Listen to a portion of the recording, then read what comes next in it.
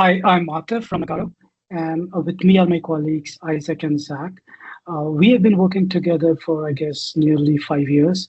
We are joining this conversation from three different regions. Isaac is in the US, Zach is in the UK, and I'm in India.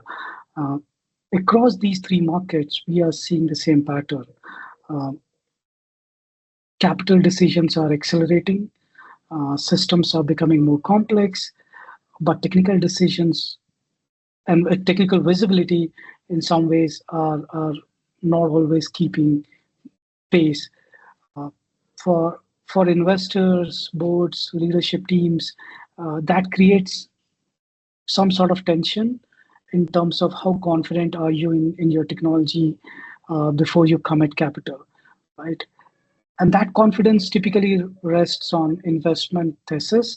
And in my understanding, every investment thesis carries implicit assumptions about technology. Uh, and from a technical lens, it could be around scalability, architectural resilience, and the team's ability to evolve the system, right? Technical due diligence exists to test those hypotheses. And and because when you invest in a software business, you're not just buying revenues, you're essentially inheriting its system, architecture, processes, engineering culture, and overall accumulated technical decisions, right? So the real issue is depth, not whether diligence happens, because it always happens, right? But how deeply the system is understood before capital is committed. Today, we'll discuss how technology uh, due diligence is evolving in the age of AI and why that matters. So, at its core, in my understanding, technical due diligence is risk translation, right? In a more abstract way, if I could say that, right? It converts technical complexity into business impact. It's not a binary outcome, or it doesn't deliver a binary outcome. It's not a pass or fail audit. It's a structural way to reduce uncertainty before capital is allocated. Uh, right. So practically, that means two things: fact finding and judgment. Right. So when I say finding, what the system actually is, and the judgment, what that means for scale, resilience, and valuation, right? So, Isaac, you have been doing this for some time.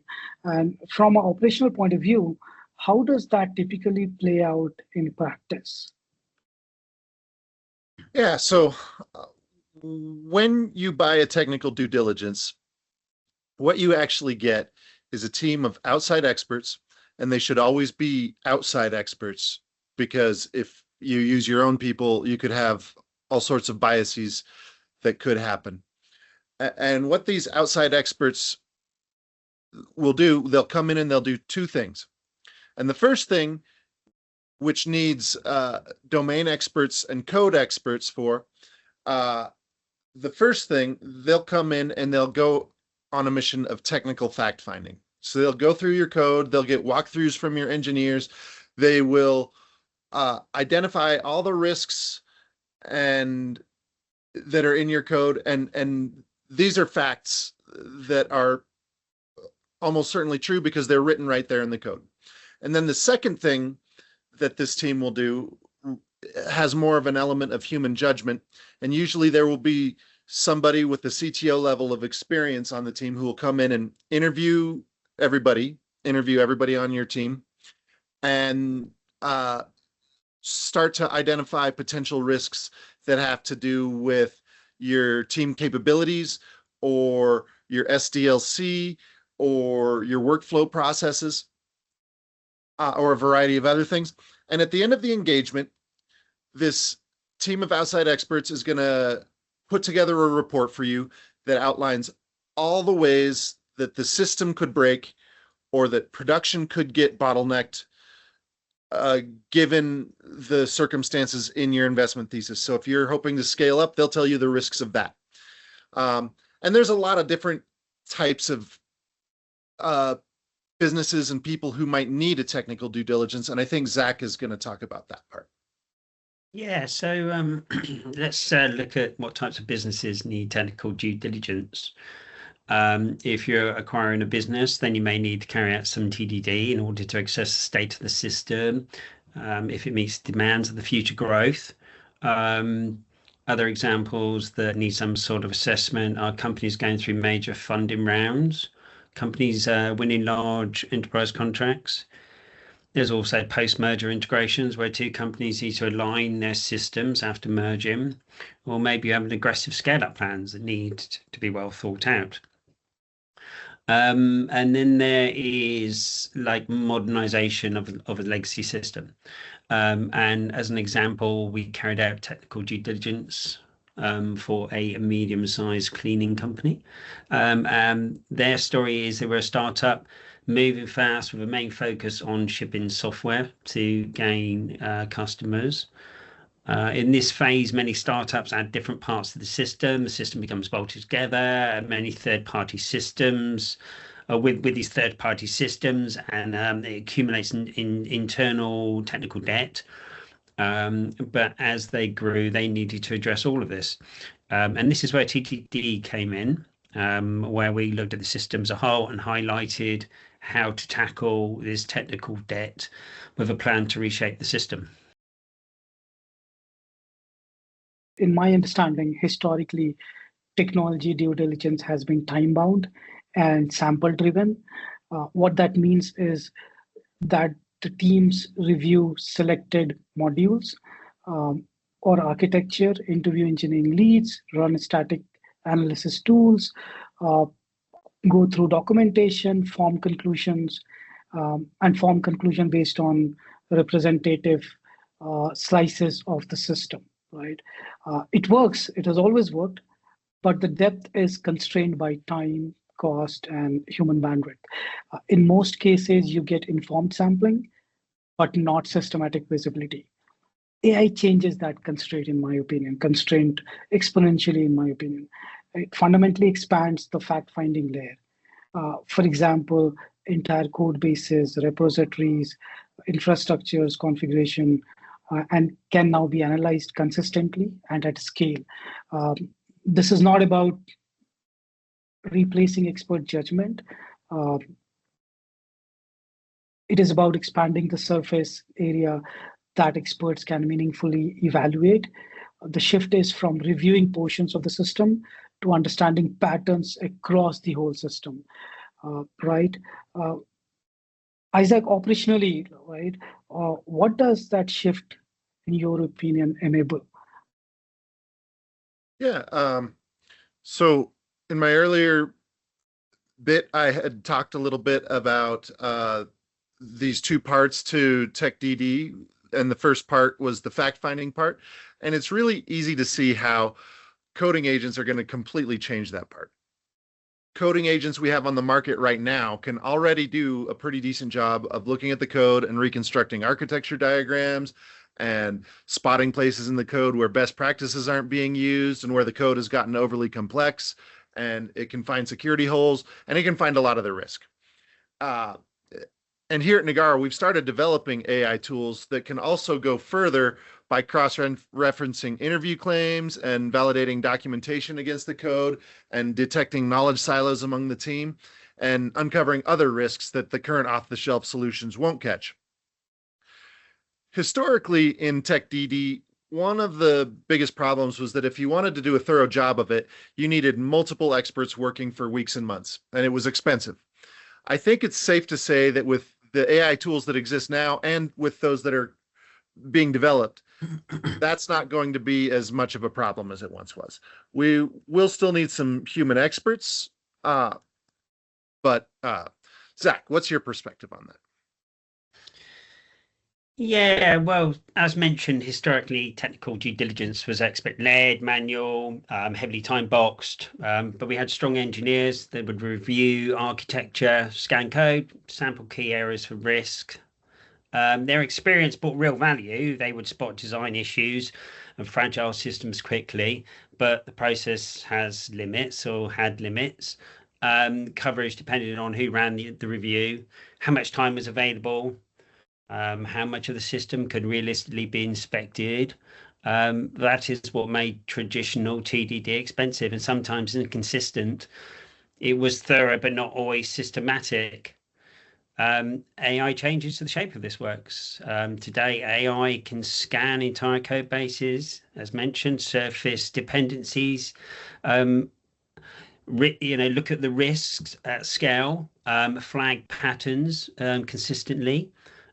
It does this in minutes that would have taken teams days or weeks.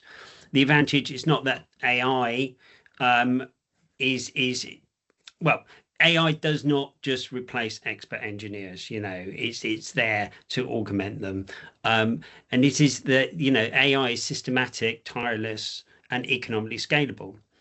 But there's the judgment side, and AI can surface the signals. Humans decide what's actually matters, and not every anti-pattern is a deal risk, and not every dependency issue affects valuation. So the interpretation layer remains with humans. And so the real shift is that AI expands visibility across the whole system. Human experts focus their time on what actually matters and to the business.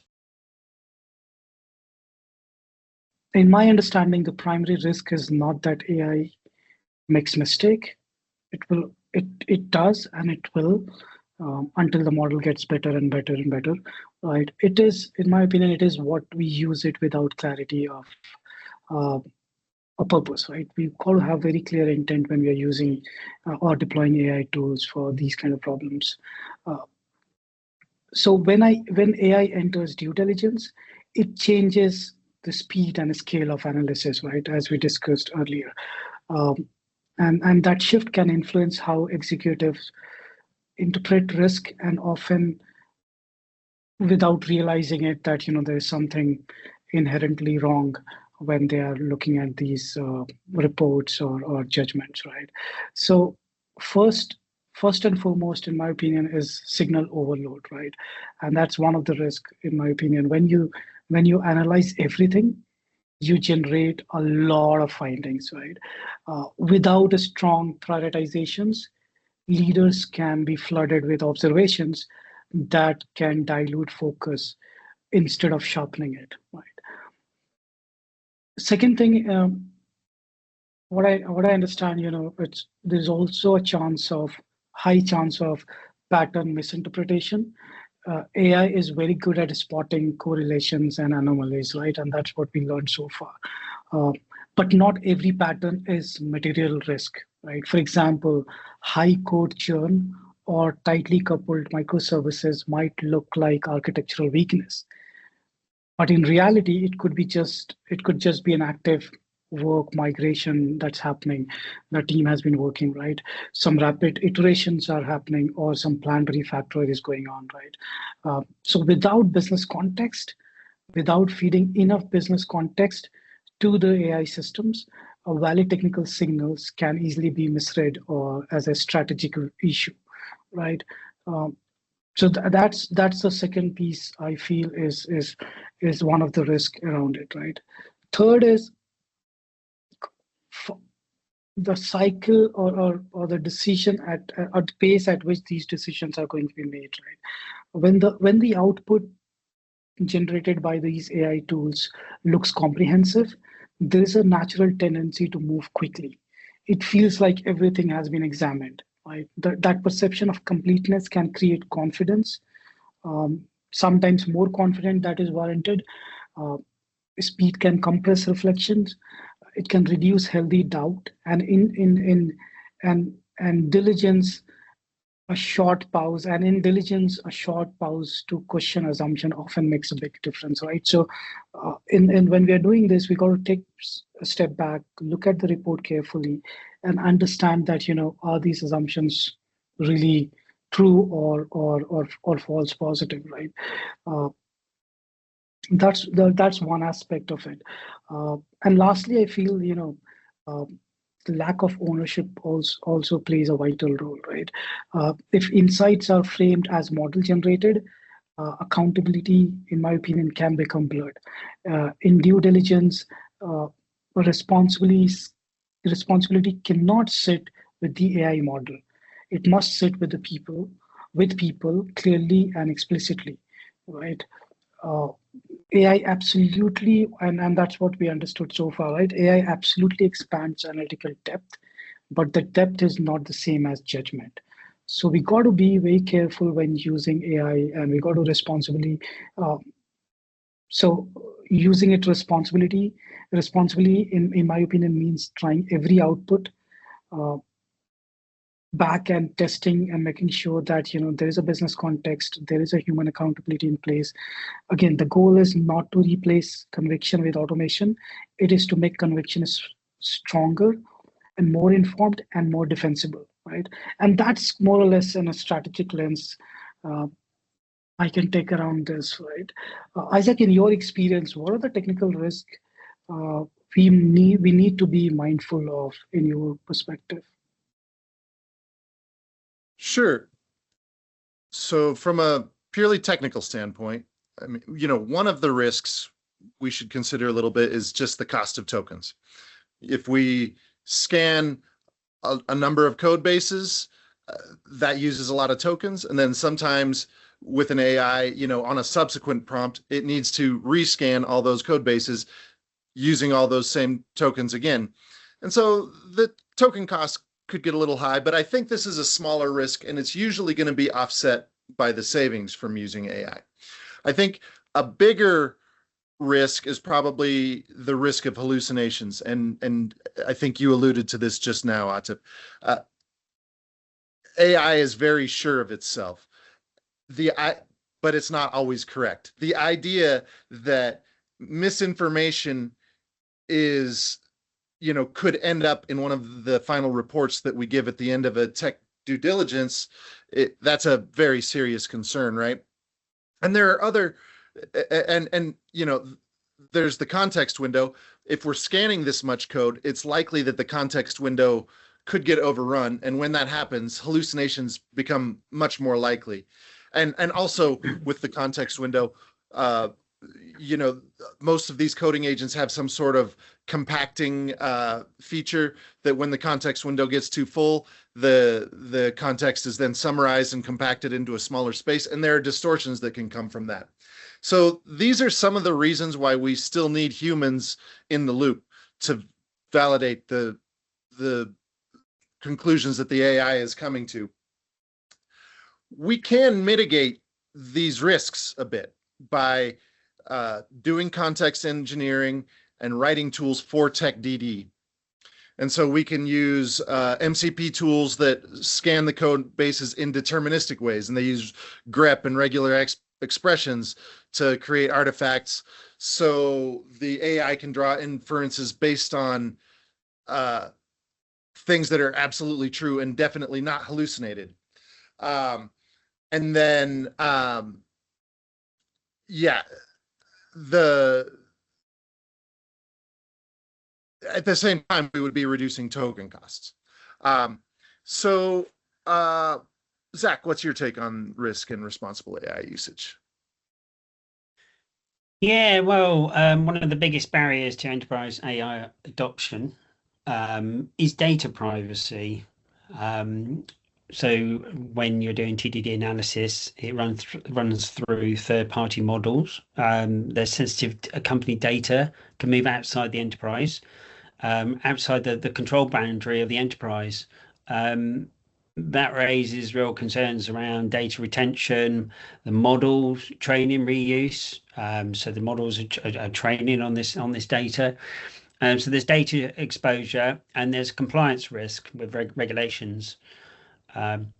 So leaders and teams, the risk, the risk is not the AI itself, is where the data goes and who ultimately has the custody. And prompt data can be logged unintentionally. Outputs can be stored in third-party systems. And if you don't have a clear controls, you can create attack surfaces for malicious actors and data can be leaked. The responsible pattern is to keep AI inside the enterprise trust boundary at all times. So we're increasingly seeing teams run models in their own cloud environment.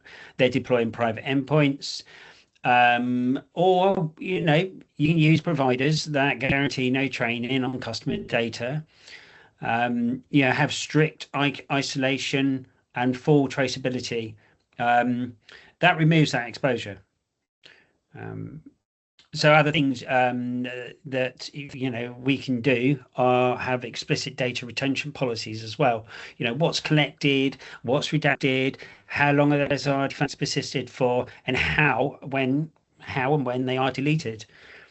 So the objective is really straightforward. AI performs a heavy technical analysis, but the data remains firmly within the custody and control of the enterprise. So when you set up that boundary, and you set it up and it's engineered deliberately, these adoption concerns, they become eliminated. So if we distill this discussion, in my understanding, there are three major points that stands out, right? Number one is technology risk lives in system, not in slide text, which means architecture, dependencies, security, engineering discipline. That is where real risk sits. So that's number one. Number two is AI does not remove human intelligence. That's one of the takeaways I have from this conversation, right? It expands the depth and coverage at which diligence can operate.